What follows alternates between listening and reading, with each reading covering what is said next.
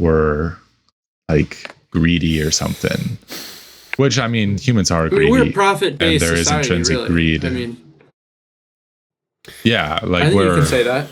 We are a monetary society, but I don't know. Yeah, I think that you're right. A lot of it is cultural. Like, you go to a country like Japan, and they're gonna put a lot more importance on like respecting your elders, and they stress the like masculine and feminine roles way more than countries like us do. So I agree that like culture plays a very big role in what we do.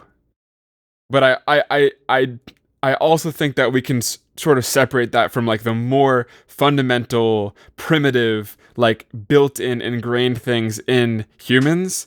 And I think that curiosity is a part of that. I think that human connection is a part of that. And I think that those two things, no matter what culture does to us, and that those two things will sort of still be there. I hope so. I mean, I think another example I was just thinking of while you were talking about the culture and stuff is, for example, like home-cooked food.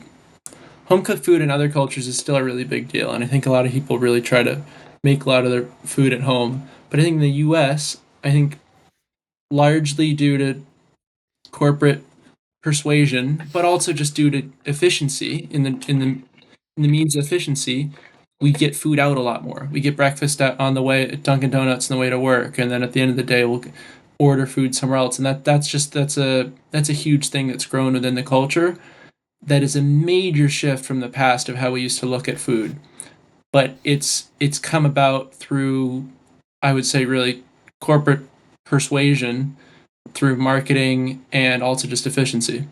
So I think those are the kinds of things. You're right. We do have a society that really just values efficiency more than our own culture and our historic culture. Yeah.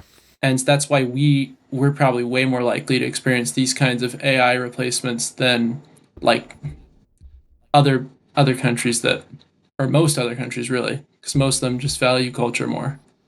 But it's important to delineate that when you say efficiency, you're talking about like ease. Like, is it easier for us? Because you can be more like, I try and cook as much as I can at home because that's more, it can become more efficient for your budget. It can become more efficient for your body, but it's not as easy. It's not as easy to just go on DoorDash and order food. Yeah. Exactly.